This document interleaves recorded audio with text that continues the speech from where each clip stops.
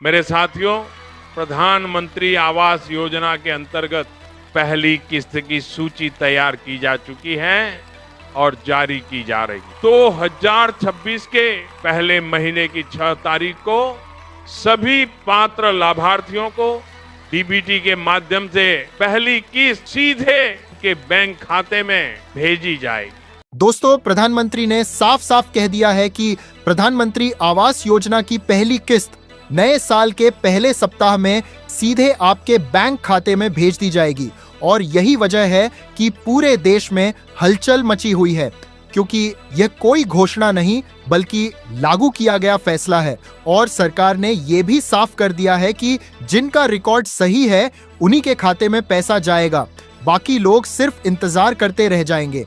इसीलिए आज की ये जानकारी आपके लिए बेहद जरूरी है, क्योंकि अगर आपने अभी भी सोचा कि बाद में देखेंगे तो सिस्टम आपको अपने आप पीछे कर देगा। प्रधानमंत्री नरेंद्र मोदी जी का संदेश बिल्कुल स्पष्ट है कि 2026 से पहले हर पात्र गरीब परिवार को पक्का घर मिलना चाहिए, लेकिन पात्र वही माना जाएगा जिसका आधार, बैंक, जमीन और परिवार का पूरा डेटा एक दूसरे से मेल खाता हो। अब यह योजना पंचायत के भरोसे नहीं बल्कि डिजिटल जांच के भरोसे चल रही है।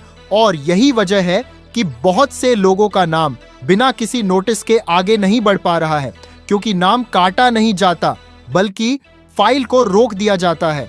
अब सबसे पहले बात करते हैं पैसे की, क्योंकि यही सबसे बड़ा सवाल है। सरकार ने इस बार सहायता राशि बढ़ा दी है और केंद्र, राज्य और दूसरी सरकारी योजनाओं को जोड़कर कुल लाभ 2,30,000 से लेकर 2,50,000 रुपए तक पहुंच सकता है। लेकिन यह पैसा एक साथ नहीं बल्कि किस्तों में दिया जाएगा और हर किस्त से पहले सिस्टम यह देखेगा कि पिछली शर्त पूरी हुई या नहीं। पहली किस्त तभी आएगी जब बैंक खाता आधार से जुड़ा होगा और एनपीसीआई मैपर पर डिफॉल्ट सेट होगा। सिर्फ आधार लिंक होना काफी नहीं है, बैंक जाकर यह चेक कराना जरूरी है कि खाता डीबीटी के लिए एक्टिव है, खासकर जनधन खातों में, क्योंकि लिमिट या केवाईसी अधूरी होने पर पैसा वापस चला जाता है और एक बार पैसा वापस गया तो दोबारा आने में महीनों लग सकते हैं। अब नाम लिस्ट में जुड़ने की बात करें तो अगर आपका नाम 2011 की पुरानी सूची में नहीं था तब भी चिंता की जरूरत नहीं है, क्योंकि सरकार ने नए सर्वे के जरिए पात्र परिवारों को जोड़ना शुरू किया है। लेकिन अब सर्वे पहले जैसा नहीं है। अब घर की जांच डिजिटल तरीके से होती है और सैटेलाइट इमेज और मोबाइल ऐप का डेटा मिलाया जाता है।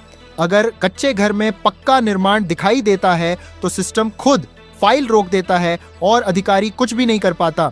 इसके बाद लाइव फोटो और लोकेशन के जरिए यह तय किया जाता है कि घर वही है या नहीं, और अगर लोकेशन में फर्क आया तो नाम आगे नहीं बढ़ता।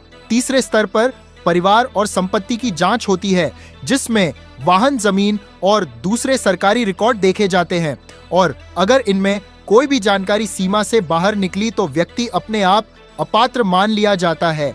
अब अगर किसी वजह से आपका नाम आगे नहीं बढ़ पाया है तो घबराने की जरूरत नहीं है, लेकिन चुप बैठना सबसे बड़ी गलती होगी, क्योंकि सरकार ने शिकायत का रास्ता खुला रखा है और तय समय के अंदर सही दस्तावेज के साथ शिकायत करने पर दोबारा जांच की जाती है। अब 2026 को लेकर बस इतना समझ लीजिए कि सरकार अगले साल नए मामलों से ज्यादा पुराने अप्रूव केस पूरे करने पर ध्यान देगी। इसलिए जिनका रिकॉर्ड अभी सही है उन्हीं को आगे पूरा लाभ मिलेगा, और जो अभी लापरवाही करेंगे उन्हें बाद में मौका नहीं मिलेगा।